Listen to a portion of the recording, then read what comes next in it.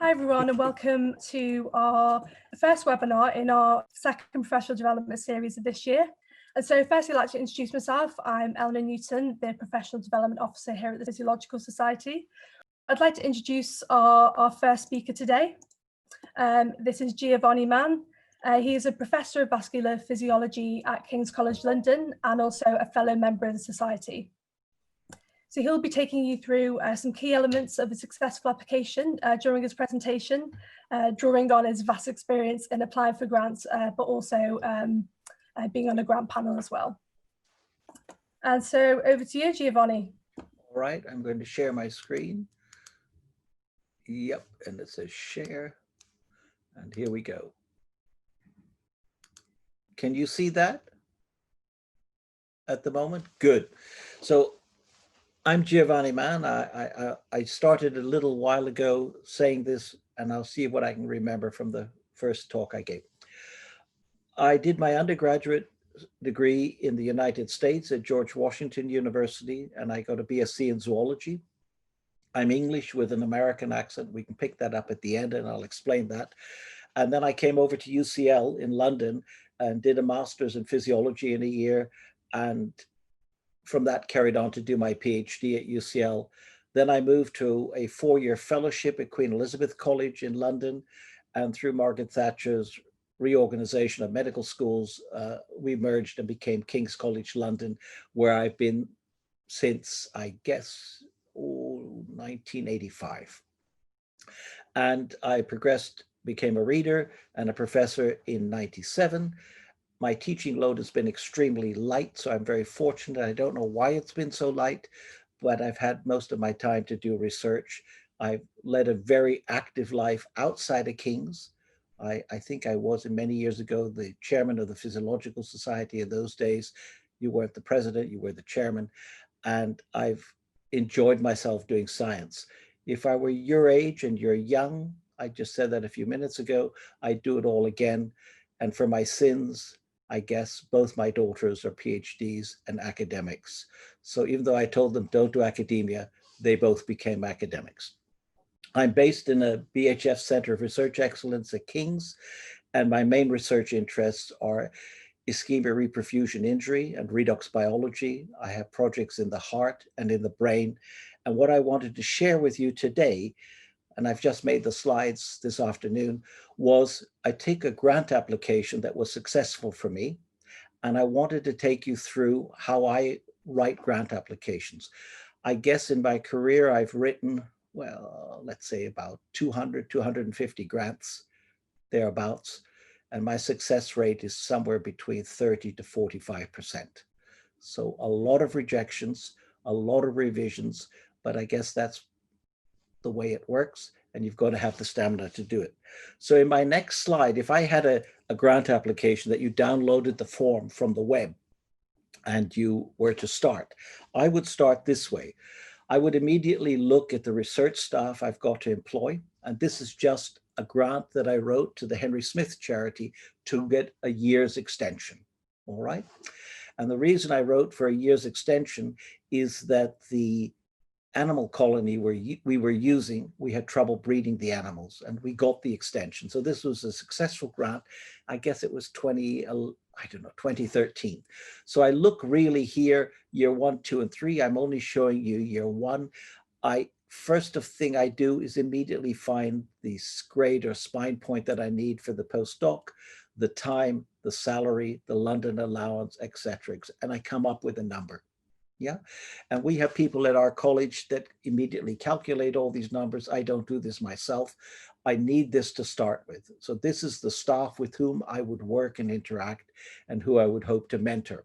So once I've got this done, the next thing that I'll do is I need consumables. Yeah, and as a writer of a grant and as a reviewer of a grant, this to me is critical. I need to see the consumables. I need them justified. You can't just say, I'll get antibodies, I'll do that. So it's very clear you've got to find power calculations for if you're going to do an animal study. You're going to have to put in home office license charges. I don't know if these still pertain to the amount. This is critical. And we have in our biological services unit a way of calculating breeding animals, etc. Then you need, if in my case, I needed antibodies, I'm very clear to me that I want to see, even in these tables, what antibody am I going to use? And then I can justify it. You'll say, why does he come up with 3,500 or 1,650? Where do these numbers come from?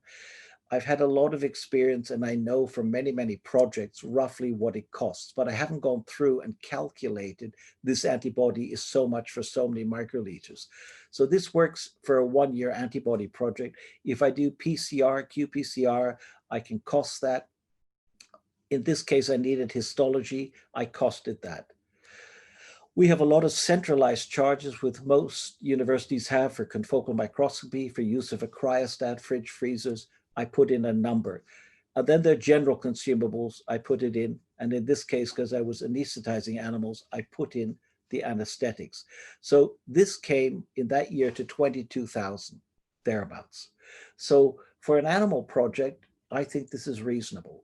If I see someone putting in 12,000 pounds, underestimate. If someone comes in at 40,000 pounds, you better qualify why you're doing that. So I think it's really important, as we'll see as I move on in the slides, how you justify each of these categories. So from consumables, if I needed equipment, in this case, I needed a homothermic blanket with a flexible probe for the animals to do the ischemia reperfusion injury in mice or rats.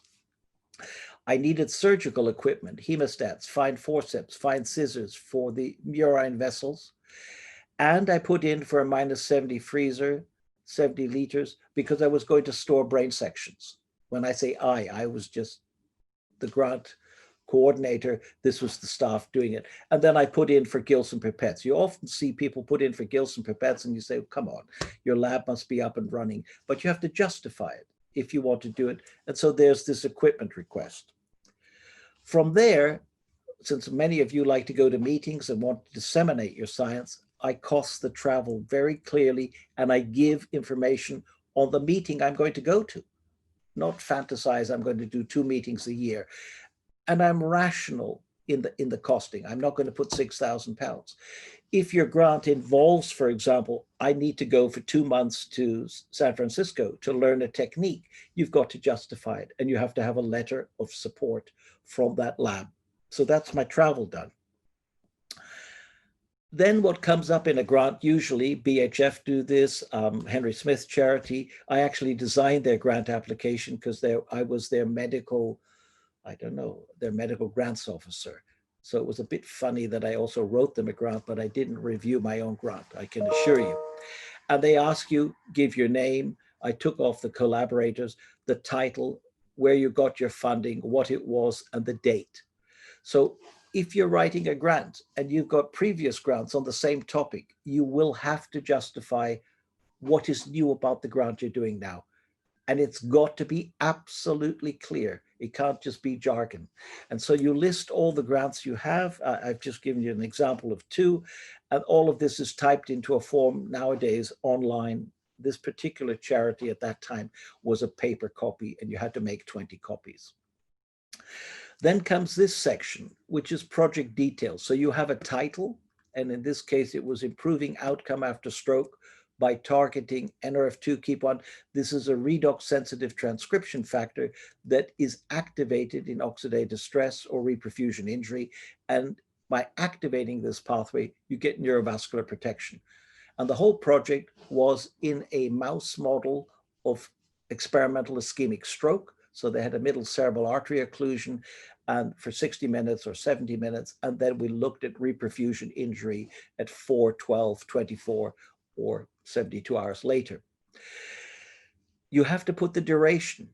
Be sensible what you're asking for. You can ask for a 1-year grant, a 3-year grant, or a 5-year, but you've got to make the case what you're doing. And this here was an extension to an existing Henry Smith Charity grant I held. I gave the number and I had to give a long letter for rationale, which I'm not showing you today. Told them what I'm going to do. And we're not going to read all of this, but the slides will be available for you to look at. This has to be succinct and it has to mirror what your grant application is about. It can't be some fantasy, and then the grant is about something else. And when I write grants, and not everyone does it my way, I like to say, we will now investigate the protective role of, by evaluating 1, 2, yeah? I number the things, and these headings appear in my grant later, as you'll see. And then I have to give a sentence at the end, if someone doesn't want to read any of this, elucidating time course of transcriptional activation and molecular mechanisms underlying blah, blah, blah in stroke may provide novel insights for translational therapy. We have to do something that is relevant to the clinic. You don't have to do a clinical grant, but your work should not just be esoteric science, you know, unless you're doing genetics, and even then it can have relevance to the clinic. So this is just the, if you wish, the abstract, and you'll be limited by different grant awarding bodies to 200, 300, whatever. And it becomes really painful. How do you do that? You know, I want to say a bit more, or I don't have enough to say. Work on this and use this as your platform to write the rest of the grant. The next thing that I do is, no, let me take an aside. Before I write any grant, I collect 40 to 80 to 150 references. I have them ordered in subject matter or group them into certain folders. I don't like working on the PC like you guys because you're young. I like to have hard copies, and I annotate papers so that I can see them. Now, if I have all my references, then as I'm writing sections, I don't have to go search on PubMed. I've got them because I've thought through it. So here, when I'm writing the background of the project, I can write stroke as one of the most common causes. I have these references, Donon, Endres, Balami. They're mine. I know what they're about. So I'm not writing it from scratch. You may not wish to add the names to the text, but you might like to number them 1 to 3. For me, as an old timer, I like to see the names, and I don't have to flip back to the reference list. But because grants are limited in length, you might need to use a numbering system. By seeing the names, if I'm the reviewer of this grant, I know that Donen and Andres 2008, they're the right references, not using something else I got from a review. So this first paragraph of the background needs to be punchy. Its use is limited, a brief therapeutic window. And then you talk a little bit, in this case, it was stroke, working it through. And then I link it to oxidative stress, blah, blah, blah, do that. But at the end, I like to, at the end of a paragraph, highlight something. Failure of bench to bedside translation highlights the importance of understanding the mechanisms underlying damage to the brain and the rapport processes for protection against stroke. Put it in the context. Why is your work important? And if I'm honest with you on this particular grant, I'm interested in redox signaling and this particular redox pathway, NRF2. And I talked to a colleague of mine on this corridor, and he said, Giovanni, we've never worked together. We were at UCL together. Why don't we write a grant? And I said, well, what do you want me to write on? He said, well, why don't we do something in the brain? I know about brain and you know about this. We put it together. Did I read the literature? No. Should I have? Yes. There were several papers on NRF2. It wasn't as novel as I thought. So we had to redefine the objectives of the grant. Yeah. But normally what I do if I start a new grant, I know the literature, right? I start from a point of being informed. The next thing is, if I have a grant, I like to number it. 1, background. The next section, 1.1, right? And there are other sections in there. And then at the end, I would say, future research in stroke should target all components of the neurovascular unit. I'm explaining why is it important to know the blood-brain barrier, the astrocytic end feet, and the neurons. What is important about this project? And then I'm interested in, as I said, the time course of repair and injury, etc. This paragraph here, 2, original hypothesis. Most grants that I read are not clear enough on what is a hypothesis. It's not, I'm going to do this, I'm going to do that. It's more, This is the high question that I have. We believe this may underlie this phenomenon. To investigate that, we will do that. So in this case, I hypothesize that activation of NRF2 linked target genes in brain, in brain microvessels is critical for protection of the blood-brain barrier, and I won't on. And then I said, because this is a renewal, I'm asking for an extension of a grant, the new set of experiments investigating and crosstalk, blah, blah, blah, blah, blah, I had to give a reason, yeah? So by highlighting something at the end of a short paragraph, some people like to underline. I get very irritated when you underline text because it's that. I prefer at the end, if you're going to want to highlight something, put it in bold or italics, but don't make your whole grant bold. Do you see what I mean? Secondly, while we're looking at this piece of slide, note that there's white area. Can you see the white spacing here? You know, a little bit of whiteness. When you're doing an MRC grant or EPSRC or BBSRC, the tendency of some applicants is to cram every piece of text. It becomes impossible to read. Be generous, be less wordy, allow the reviewer to see the text, yeah? That's important to me. The next thing is your experimental design or study protocol.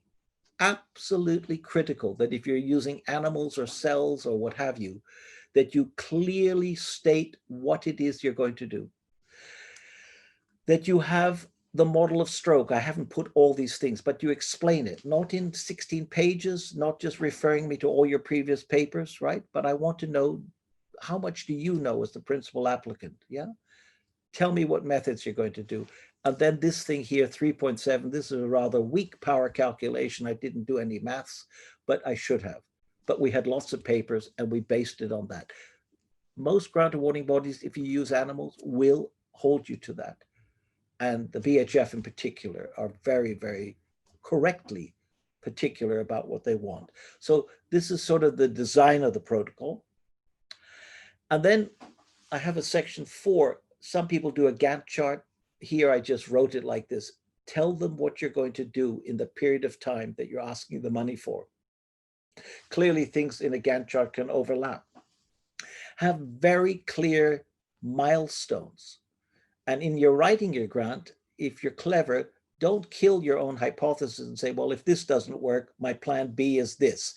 By all means, have a plan B, but don't make it sound like your blue sky research, it could fail, therefore I'm going to do a whole new grant. Yeah, I have a current grant at the moment that was affected by COVID. I was going to do something that's impossible to do now. So I've got to reformat the structure of a PhD studentship for it to work. And grant awarding bodies allow you to do that.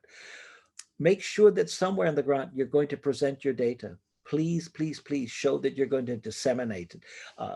Maybe sometimes you say, I'm going to create a web page because it's a collaborative grant with several institutions. Show that you're going to move your data or your findings into publications, into abstracts, into meetings, into seminars, right? Rather than just doing the research. Then, section 5 of the grant, absolutely the first thing, if I review a grant, I will read the title of your grant. I will look at the money you want and the period. Then I look at the first paragraph of your abstract. Then I look at your justification. So if you're asking for £800,000, you better have a good justification. And by that, I mean, please clearly say what it is that who you're going to employ. Sorry. Please justify the consumables. And I mean antibodies, 230 an antibody, not every antibody, but give an understanding. Some people make a little summary table, right? In an appendix, perfectly acceptable.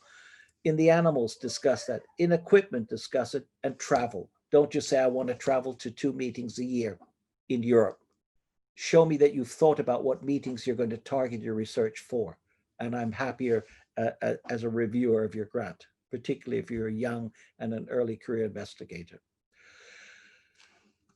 I always have a section on applicants' expertise. Even if they don't give me space, I put it. Where do I come from? My particular center is run by Ajay Shah, the largest research division within King's. We now have 250 research workers. lots of money. It's one of 4 centers of excellence in the UK. So I set the scene and then I write a little bit about us. They see the CVs of the applicants and co-applicants, right? But it's often nice to put into context what else is the environment that this young postdoc or PhD or technician, will they have a mentoring environment? And then references. Many people just go Nature Review, Neuroscience, 74153. I can't stand that. MRC does that a lot. I need to see the authors and the title, because I know whether you've selected the right journal, right? Really, really important to me. This is to me. And I like references in alphabetical order, even if you number them, which is sort of counterintuitive. I prefer the numbers not to be sequential in the text, because if I want to look at the reference, I can scan an alphabetical list, but they've missed out Abbott. This was an important review. Do you see what I mean? So I put them alphabetically. Probably an example, I had a recent grant with Heart Research UK. I wrote a grant with no preliminary data, except that I have a track record on a subject that I'm doing right now. And it was a, it was a long shot. And I had a beautiful picture that I put in on metallomics. I wouldn't know what metallomics is if you paid me at that time, but I had a picture and I had links. I got the grant, but I got the grant on the lay statement. I had a really fantastic lay statement to say why it was important to know the distribution of zinc, iron, copper, whatever in brain sections post ischemia reperfusion. But please, in lay terms, when I reread this morning, this is too scientific. This is not what you can send out to a bus driver, taxi driver, or the lay. Make it more lay. What are the aims and objectives you hope to achieve in a lay way, right? This is, again, far too, I'm critical of myself now. It's not lay.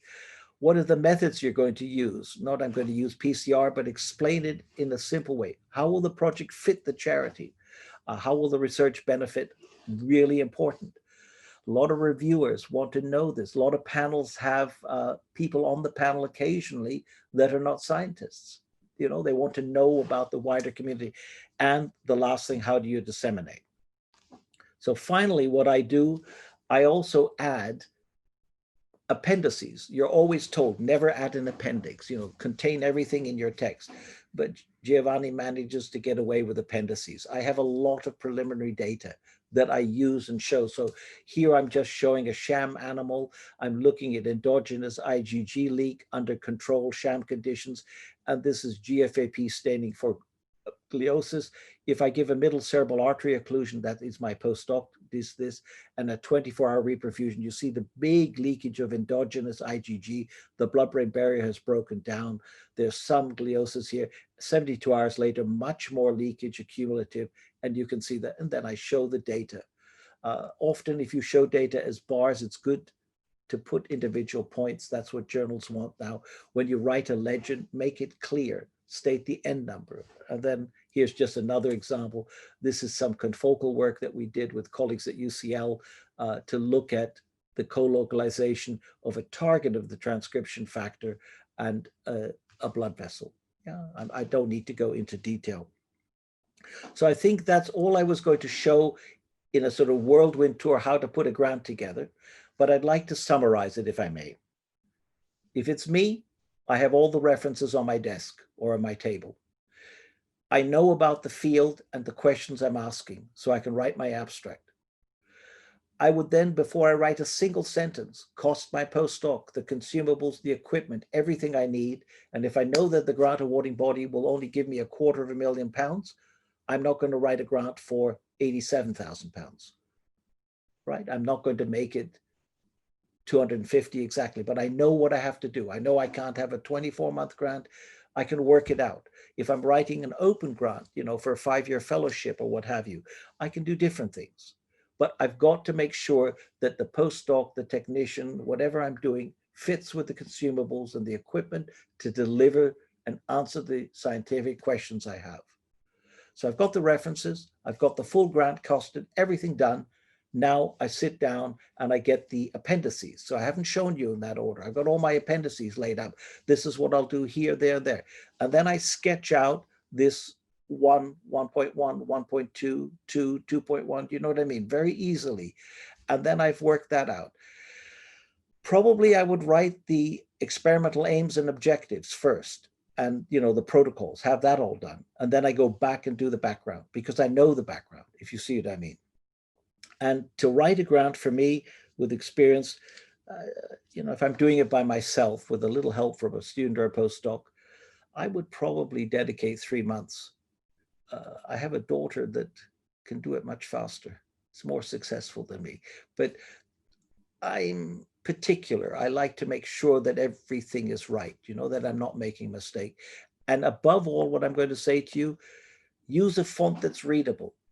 Make it tidy. Don't overcrowd the application white page. In other words, allow some white space to shine through or look through.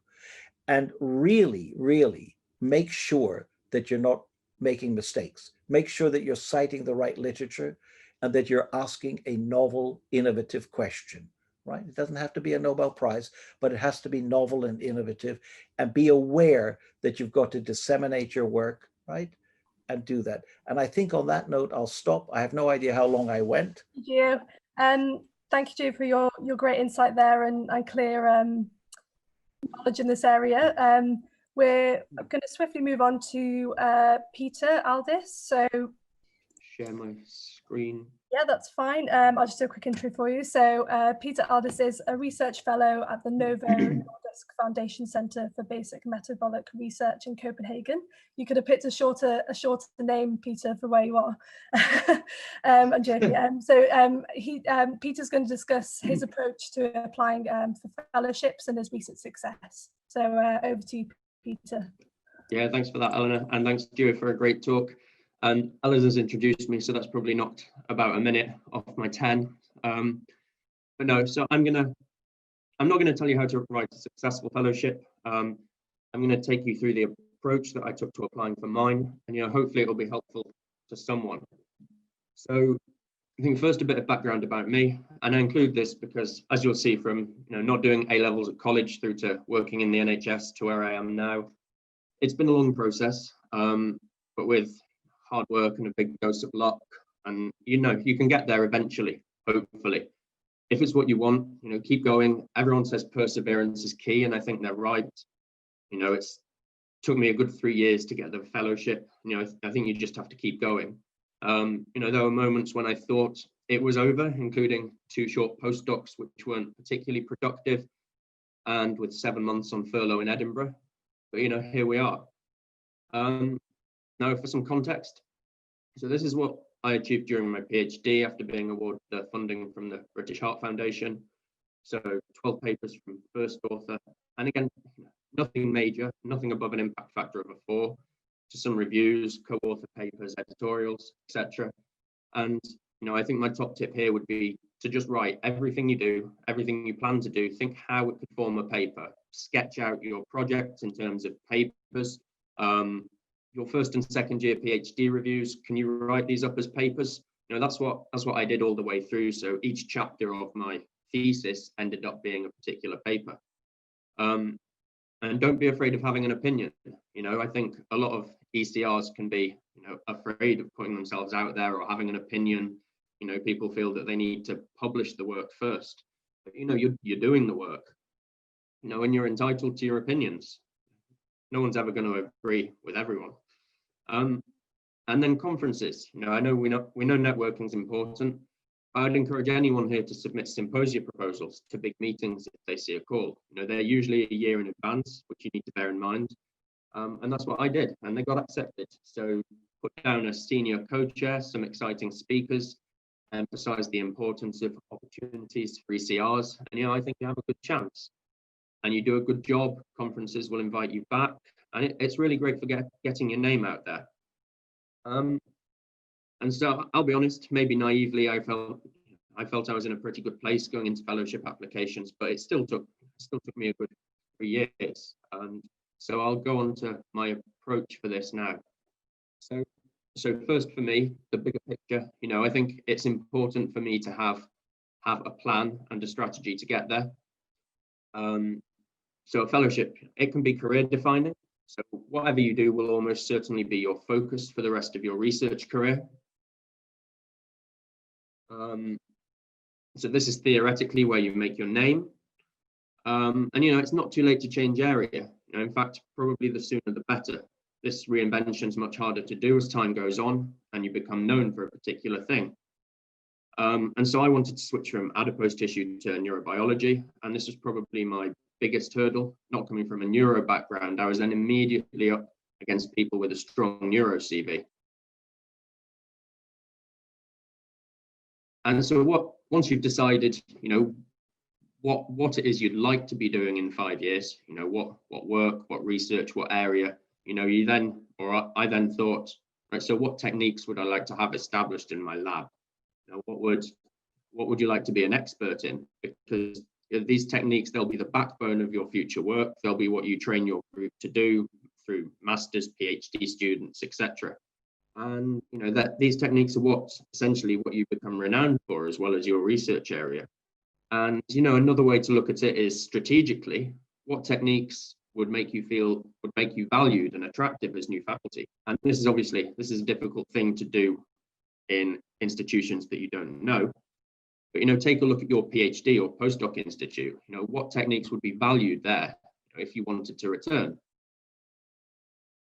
And so then once you've figured all of this out, then you have to figure out who out there does this work, which PIs are out there, which research groups, where are they based?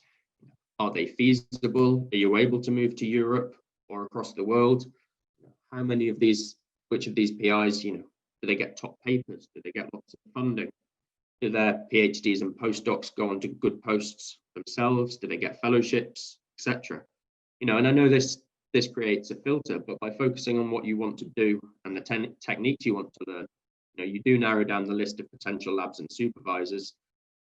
And you might think narrowing down your options in what's already a competitive climate is crazy, but for me, it all had to be right. All has to be right. And so I guess then you have to get in touch. And so making that first move, it's always difficult, cold calling PIs, sending these emails to people that you don't know. But my advice: approach multiple PIs, treat it like any normal job hunt outside of academia, which I think people inside academia treat it as something entirely different. And I know in many ways it is, but it's also you hunting for the right job, the right opportunity. Have frank, open and honest discussions. Make it clear why them, why their lab, why that host institution. Find out from them, is the department good? Are there resources there that enable you to do well, even in the absence of funding? Because let's face it, that's more than likely in the short to medium term. And be clear about what you want from this, where you want to be, what you want to learn, what you want to get from this fellowship, from them. I think complete clarity throughout, and then, because even if this place is right for you, it might not be right for the PI or the group. It has to be right for everyone. And so then, deciding on a lab, of those people you spoke to, which of those did you feel comfortable talking to? Who do you feel you could work with? And this relationship between you and your mentor or the PI of your group, that's an important one. Again, have these open, honest discussions. Will they let you leave with projects and models on completion of any funding? Because this is hugely important, because after this initial fellowship, you're then applying for mid-career fellowships, which are essentially you looking to establish your own group, junior group lead posts. And, you need to be able to take these things with you. And we all hear stories that not everyone supports this. Do your due diligence.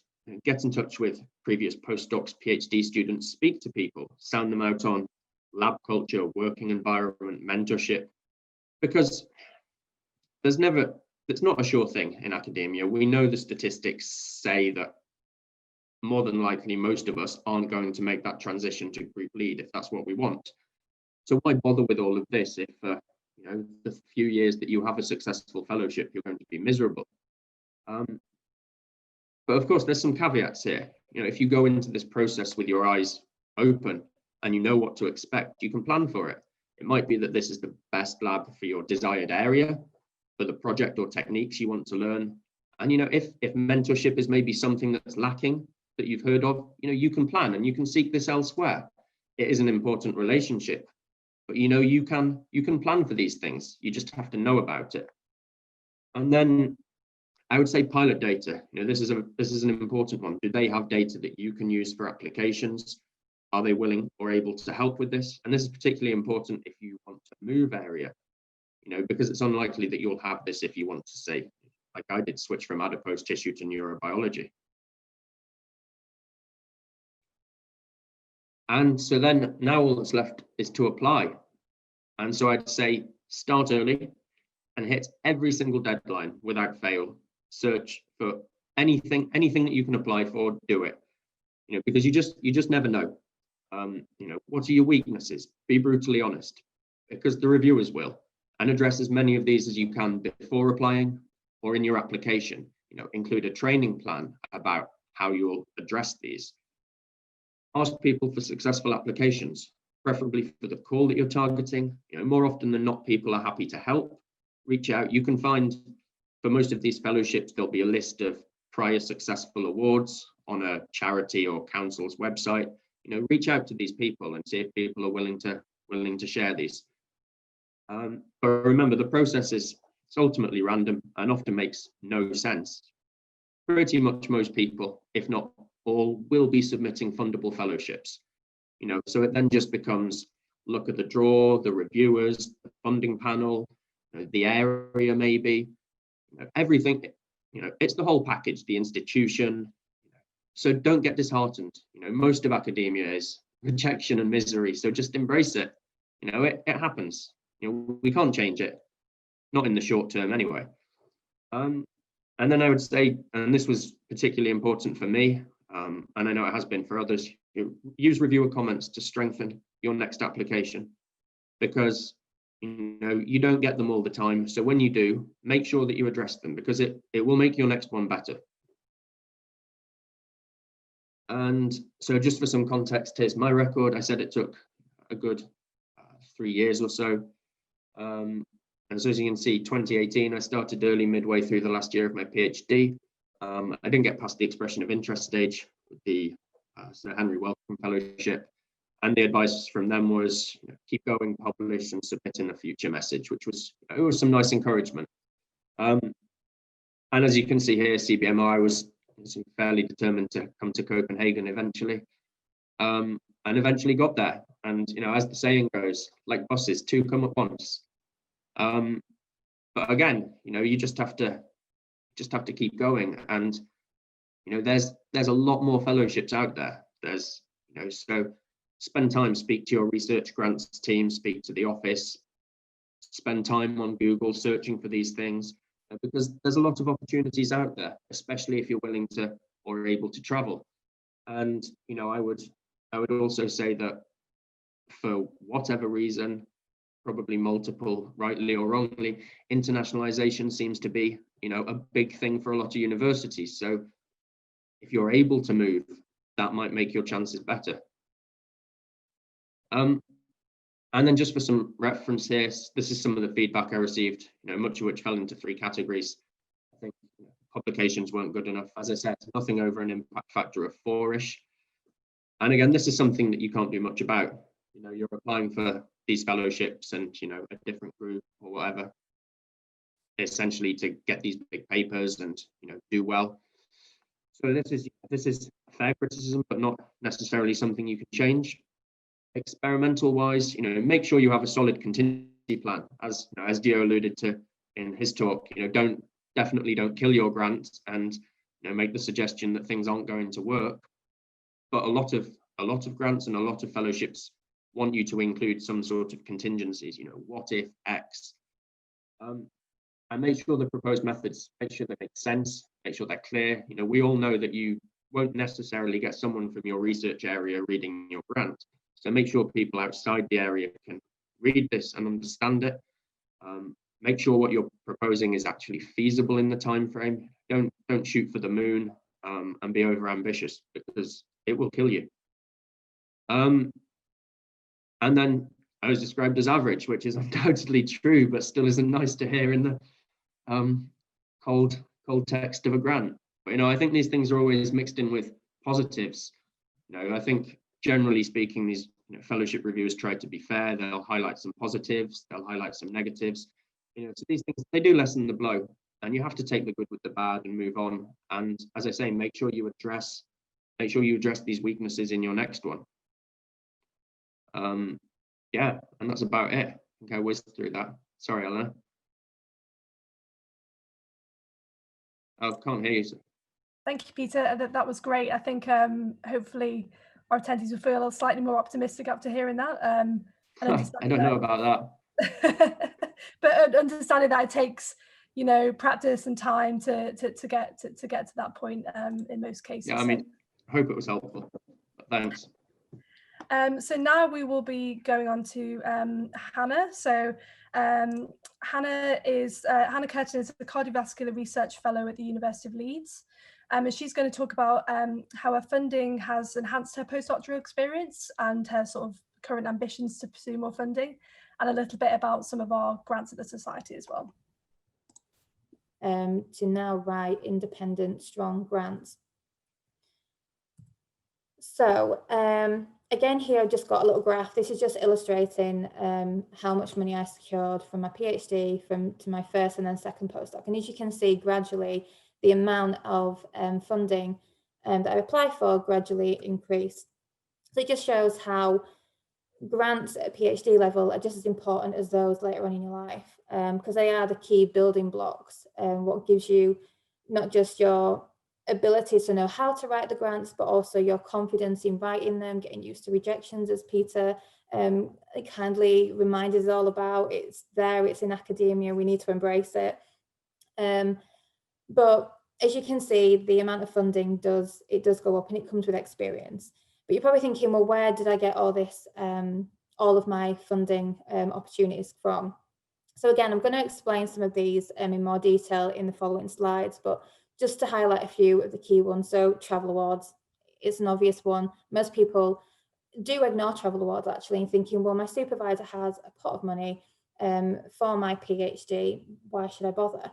Do bother, it's important, and I will go through that in a few moments. So I've got them from travel awards, I've got them from summer studentship grants, which you may have heard of. I've even applied for money for workshop grants, lab exchange grants, which was what I was just telling you about a few minutes ago, where I went to America.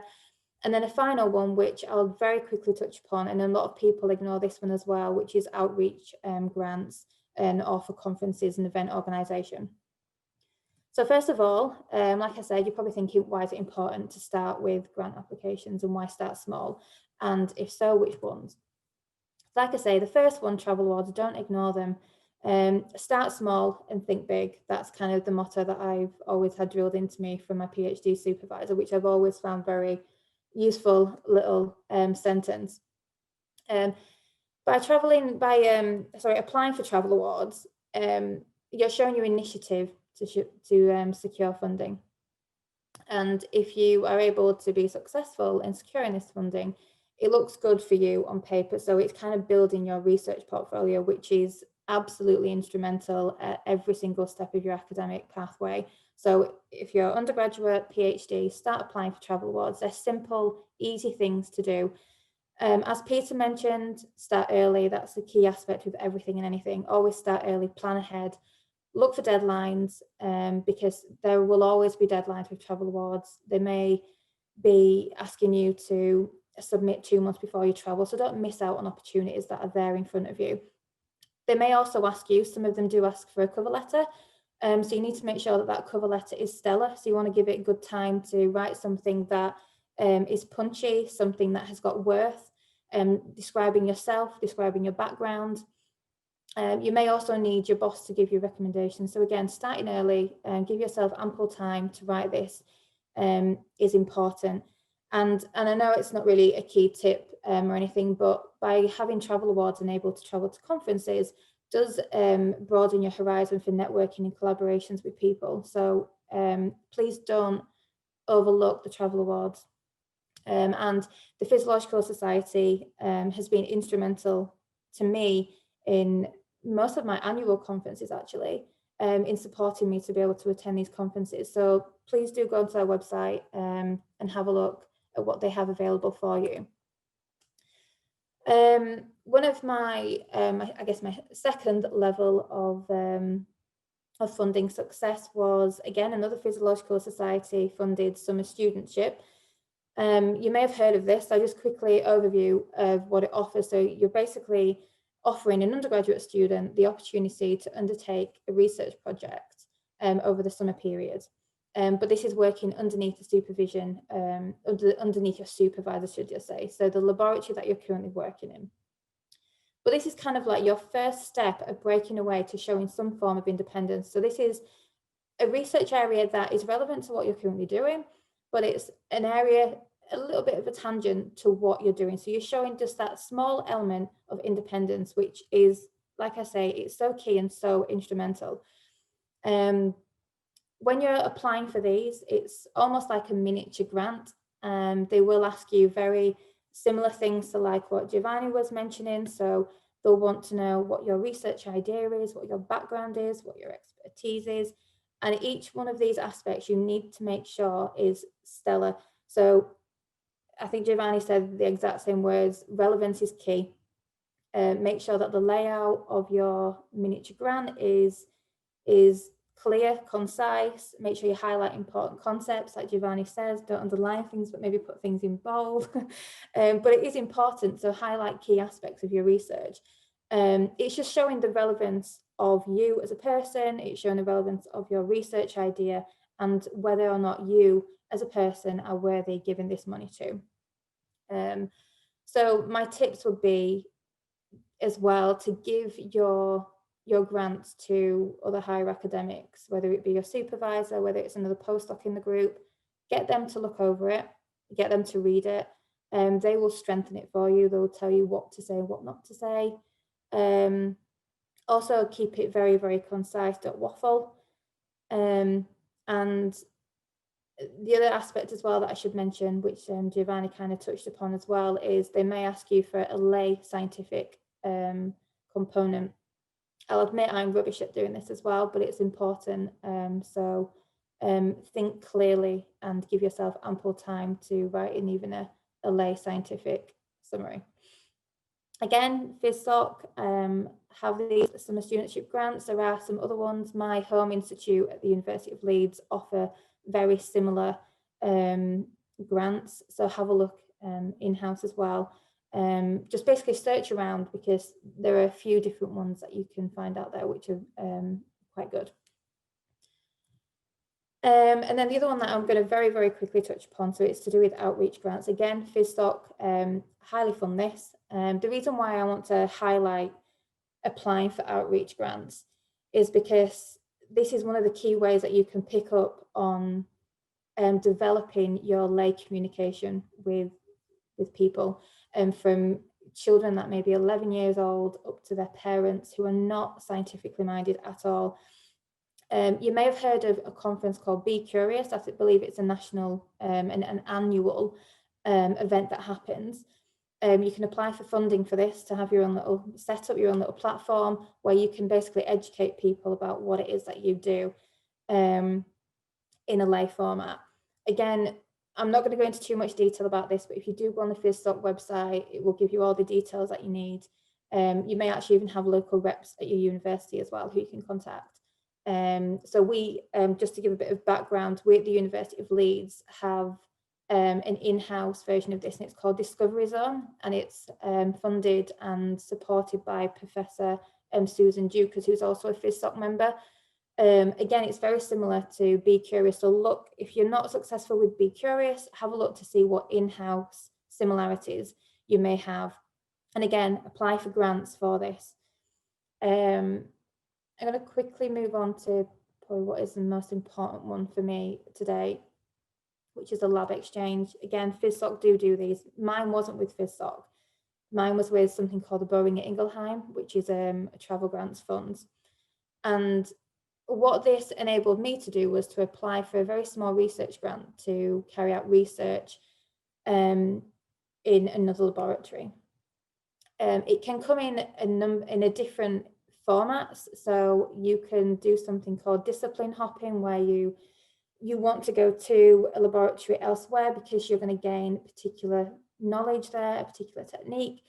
And it also may be that you learn something there, but you also donate a technique as well. You might be giving research knowledge to them. So you take something to your host institute and you take something away. Discipline hopping can also come in different formats as well, where it's almost like an intermediary between postdoc and independent grants. So just look at where you are in your career, so then you know exactly which aspect is relevant for you. For me, the Boeing at Ingelheim was perfect for me to bridge 2 postdocs, but at the same time I was able to, number one, go to America to secure some pilot data, which I'm now using for my independent grants. But also gave me the experience of using techniques that I was not knowledgeable of before. But I also, as part of the deal with the Boeing, I had to give my expertise in a field, which was DRG isolations, to the American team. But of all of the grants that I've done, this is probably the most competitive one. So it's kind of ramping up from going from travel awards to summer studentships to this. This was yet my most challenging one. It was only €3,000, but still nevertheless was the biggest amount that I've managed to get so far today. And it's not a trivial amount, it's an important amount. But because it's very competitive, as Giovanni said, I'm not going to repeat, you need to make sure that everything is stellar, everything from your writing of what your background is, your research idea. You need to embed the mechanism of evaluation for your project. They will even ask you for justification of your expenses, your traveling, your costs, your consumables.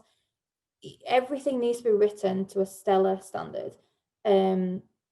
By doing this, you're basically given a general overview of your research portfolio and showing that you are worthy as a researcher to give money to. Again, give it to your line manager, give it to your PhD supervisors, whoever's around you that you trust. They will help to get this grant to this like stellar, I'm going to keep using the same word, this stellar level that it really does need to be at. And I guess this type of grant, it does tick boxes for a multitude of future grant writing experiences because it's very transferable. And for me, this lab exchange, the grant that I've written, I'm actually now copy and pasting a lot of this now for future grants for my independent ones. So it's all there and it's all like saved and it's just ready for me to copy and paste, add to it, make it better and make it more to a stellar independent level. So I guess in a nutshell, what I'm trying to tell you is at every level, every grant that you're writing becomes more competitive as time goes on. And by having all these successes, on paper, it just builds your research portfolio and it shows that you are worthy of being given money. So don't overlook opportunities that come your way at this small early career level. It's all important, it all builds, and it's all massive key building blocks for your career. If I've gone through this too fast, please take my apologies. All of this information is present with the PhysSoc and these slides will be available as well. I think Eleanor will probably distribute these somehow. I'm just going to summarize very quickly. One of the other key aspects about writing grants is when you are writing them, you should always make very clear the importance of how their funding money will greatly support your research needs. So whether that be that it's going to aim towards publication, it's a data set. By doing this, you're indirectly and simultaneously promoting the society, and that's very, very important. And again, failure will occur at all levels, so not even when you're much more developed, you'll also get it at early levels. So start to build up your understanding and your acceptance of resilience. It's important. It is disheartening, and you sometimes want to give in. Like Peter said, do not. Perseverance is required in academia at all aspects and all cost.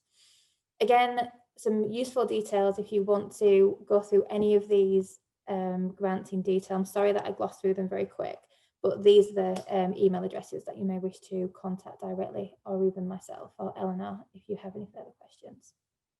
Thank you. Thank you, Hannah. And yes, I will be distributing the slides, but also if you got my email address, I think I sent it on the invitation, then you can always email me for information about any of these grants as well. So finally, we have our final speaker, who's Clare McVicker, our head, not our head of grants, head of grants at the Academy of Medical Sciences in the UK. So she's going to share some tips on how to prepare an application, so her top tips from a grant a funded body perspective, and also a little bit about some of the grants from the AMS as well. So great. Are you okay to share a screen? Yeah, great. Thank you so much, Eleanor, and thank you to the Physiological Society for inviting me. And like Hannah, I'm a previous recipient of Travel Awards from the Physiological Society, and absolutely they were crucial to my career, and I really enjoyed the trips that I went on. So I'm going to be the person that sort of reassures you, but also reminds you of all of those top tips that you've already heard today. And I won't apologise for maybe repeating some of the things that others have said. I think it's really crucial for you to hear things over and over again, because they really are important. And some of the things I may talk about may be obvious, but it's, again, just really useful to be reminded of them. So I'm at the Academy of Medical Sciences, and we have funding opportunities for clinicians, but also basic biomedical researchers. So if you're a member of the Physiological Society, then I suspect your remit is slap bang in our remit too. We, like some other funders, are more than just funders, and we are really interested in supporting you in your careers. So the work that we do, we link our careers policy work with our funding schemes. So in other words, if we see that there's a gap for people, that early career researchers need help transitioning from, say, postdoc to group leaders, we try and develop funding schemes that will help you do that. And like the Physiological Society, we don't just give you money, we will also try and do things like the event today. So support and training, we offer mentoring to people who apply to our schemes, and help with things like leadership and grant writing, like we are today. So we have a number of schemes, and they sort of cover a broad range of the career landscape. So very much from the sort of postdoctoral level, but we do have opportunities for people who are based in the UK or people who would like to come to the UK. I won't go through the schemes that we have, but more information is available on our website, and I'm very happy to follow up with people afterwards if you would like to talk about specific schemes. But I would like to point out two specific schemes, and that's our starter grants for clinical lecturers. And that's for those who are clinically qualified but are looking to get some research experience. So this is very much about them undertaking the research, not staff members. And then we have our Springboard Awards, and these are for people in their first permanent position, although that doesn't necessarily mean a lectureship. It may be somebody who has secured a fellowship, or they are an independent researcher funded by a university. And these can support people to start building their research teams. I also want to point out opportunities for people to build networks internationally. And we have our GCRF funded networking grants, and these are funded by BAYS. And these are a great opportunity for people to start building collaborations, and they're not just for very senior professor level researchers. So I've got what I would call top tips for successful grant writing. I'm not sure that everybody will agree with all of them. There may be others, so I've just got 10 here, but there are other things that you need to think about, and we have obviously covered quite a lot already. Firstly, what role will you play in the grant? This is really important. And I want to pick up actually one of the questions that's been asked on the Q&A tab, which is about how do you point out or how do you address any weaknesses that you may have as an applicant. So it's got to be really clear when you're writing a grant what you will personally be doing. It's really important that you do talk about, as Peter and Hannah have talked about, what your weaknesses may be, and so therefore bring in people who have those skills, or use the grant as an opportunity to get trained in those skills. So absolutely point out what may be new or different for you, and why you're bringing in team members or supervisors or collaborators who will have those skills and bring those to the application or the award. So articulate your research question clearly. Absolutely, we've heard about having a strong hypothesis. Giovanni pointed that out, and having a clear research plan.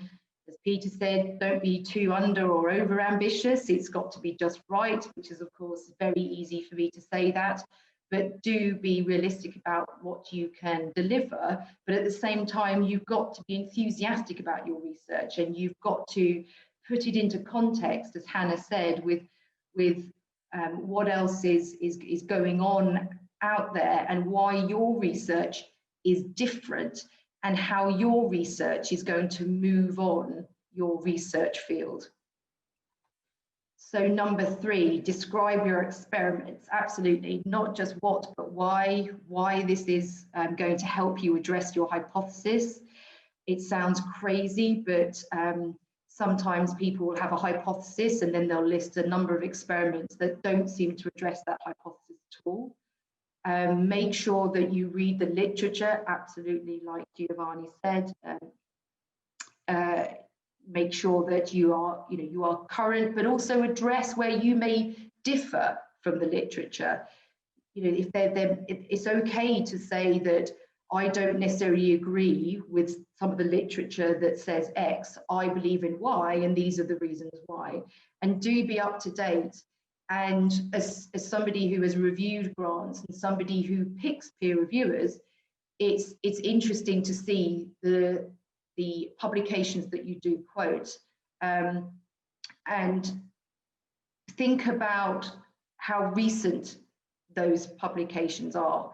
Sometimes you do want to go back into sort of older publications because they really are the foundation of your field, but try and be as up to date with your references as you can be.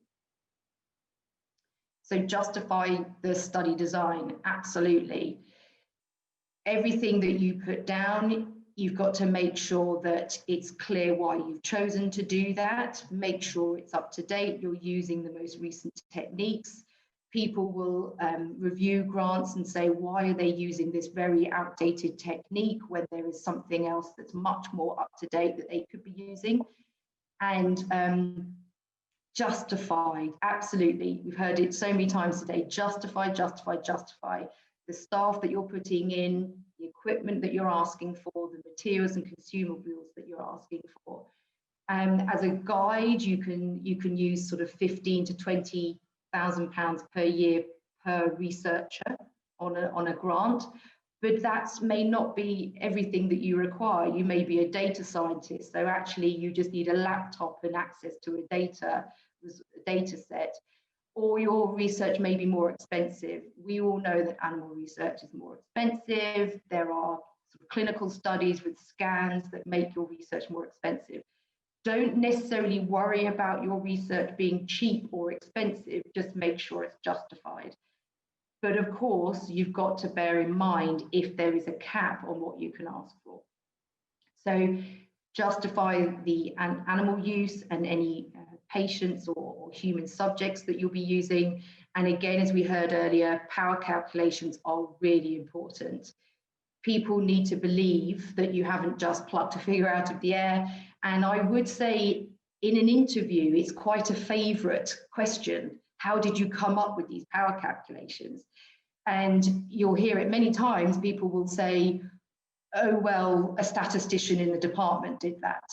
That may be the case, but you should be able to answer that question, even if it is at a high level or what may feel like a superficial level.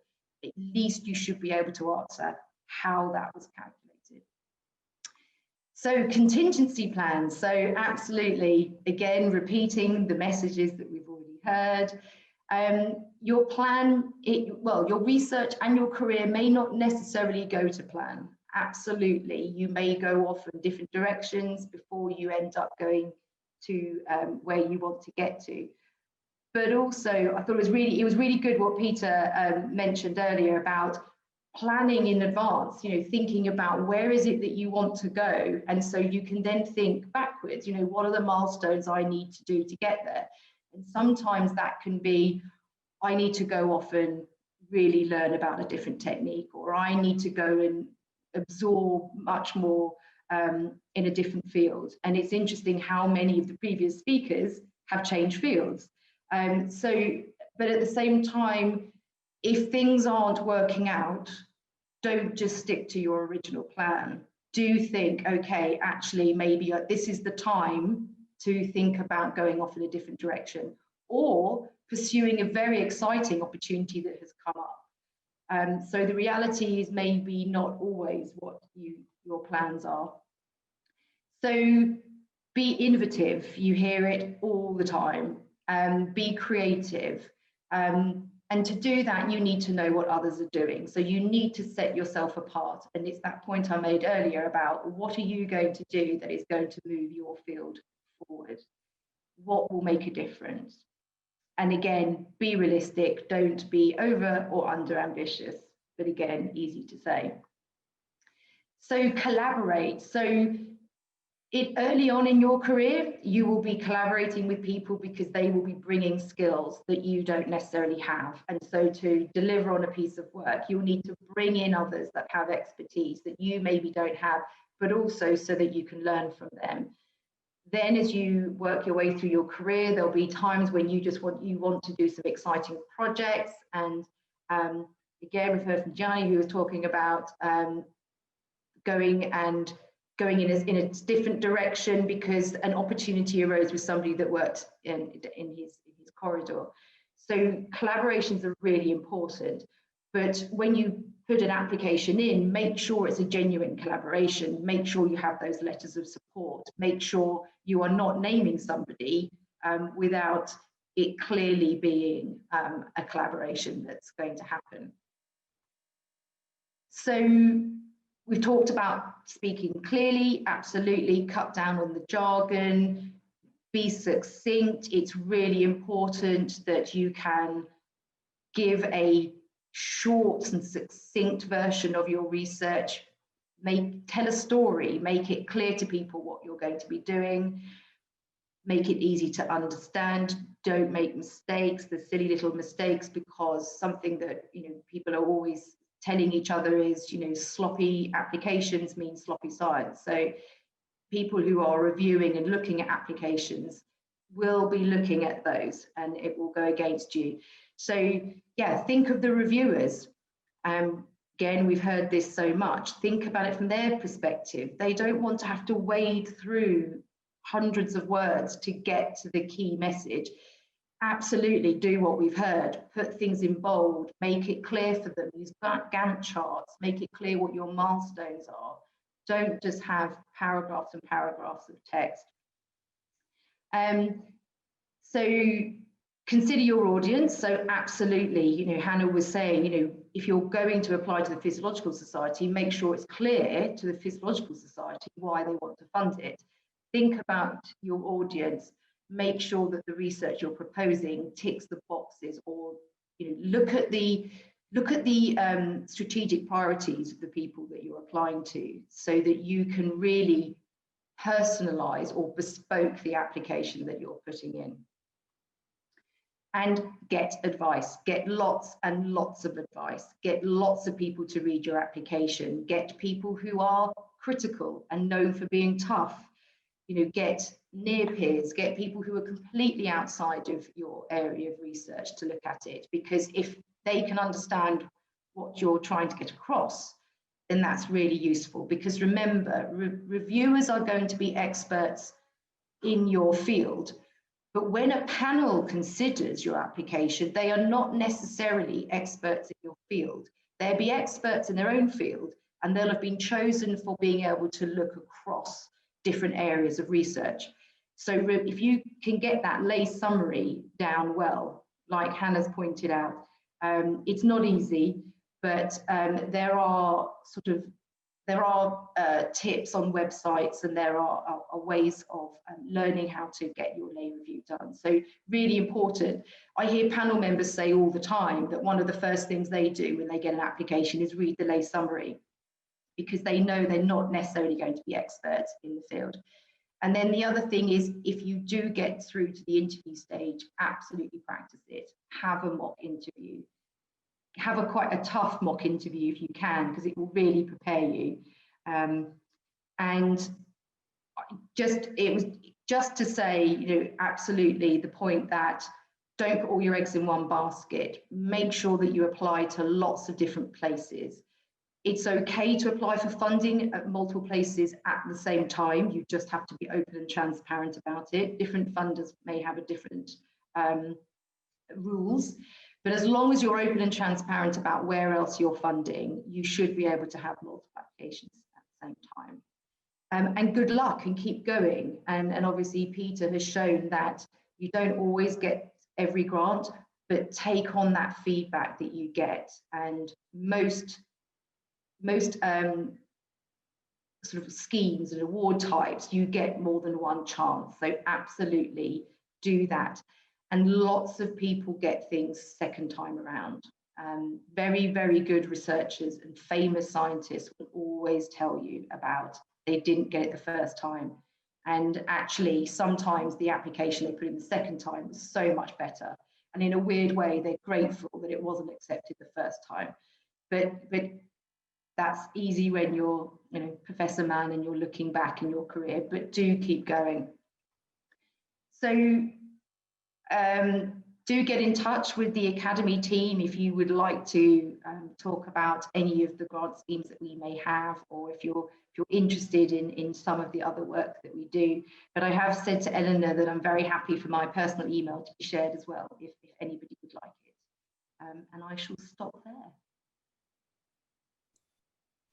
Thank you very much, Claire, and to all of you for speaking today. I've noticed that a lot of your questions have been answered on the chat, so there's been a lot of activity on there. Peter, do we have any other questions you think? Yeah, so we've got a couple. I don't know if you can answer this for Arif, who's he says he's a PhD student in Turkey and affiliate member of FISSOC. Can he apply for outreach grants by FISSOC?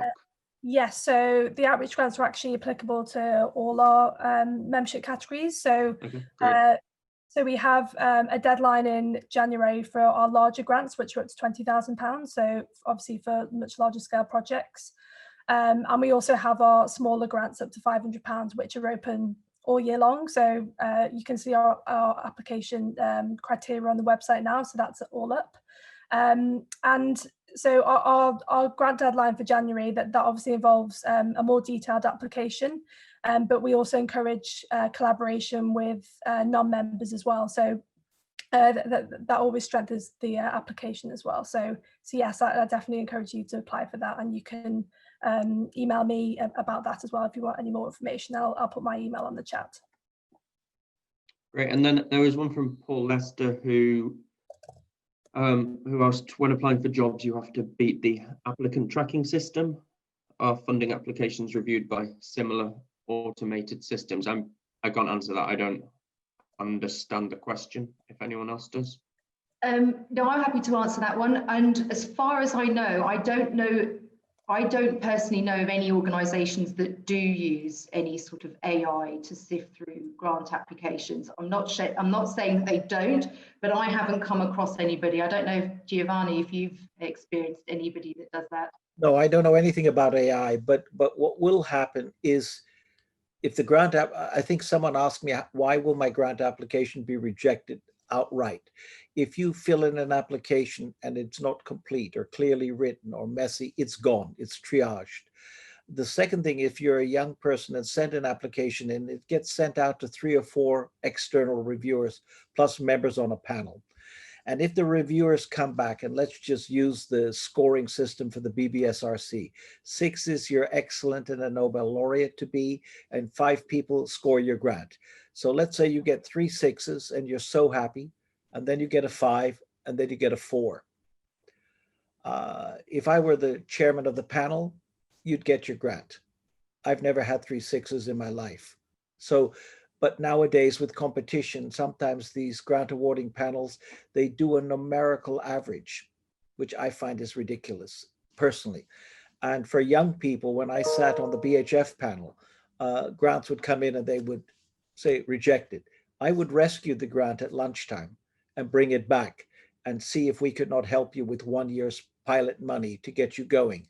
But if you were a senior scientist, well-established, and you wrote in your grant application, I'm the most cited female scientist in the world, this is my CV, you know, that doesn't go down well with me, because I think there has to be parity for young and more mature people. But remember that what you will have in your panels, all your fellows, Peter and then the others, they will say to you, how will you dissociate your research from Professor Mann? Why should you be an independent fellow?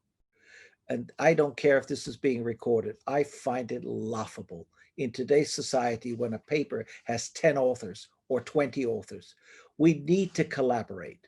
And if I need my young person to kill me in order to be independent, that's insane.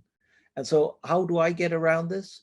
I give my research ideas to my younger people and they can run with them. And I develop a new idea because I want to keep the group together, not as the boss, but as an integrated unit.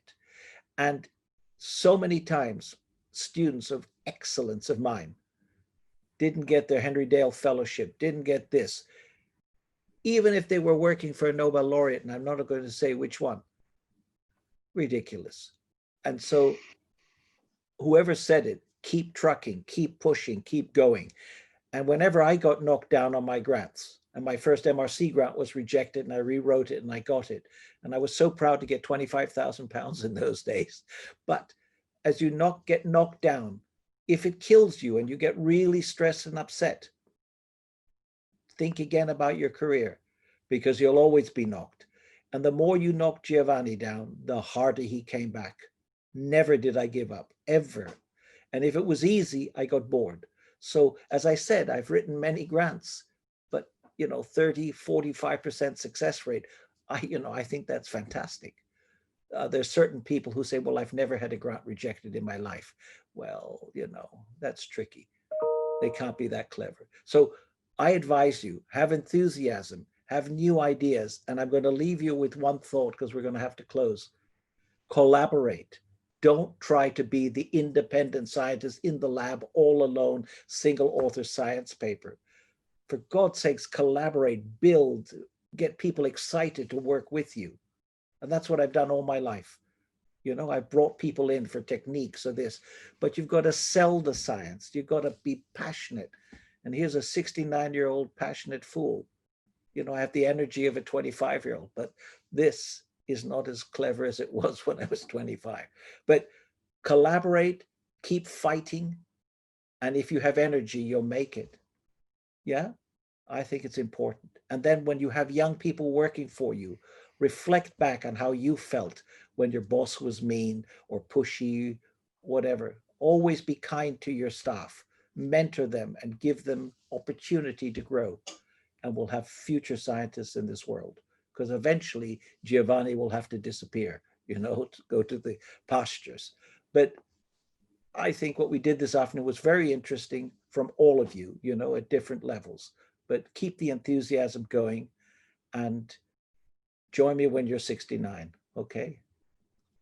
So thank you. So Peter, do you think we should finish on that note? Have you got? Yeah. Yep. Yeah, so I think we wanted to close at 6:30. So yep. So yeah, thank you everyone. 6:30 Danish time. I should. Oh yeah, sorry. But I World here. I put my email address down there for you all.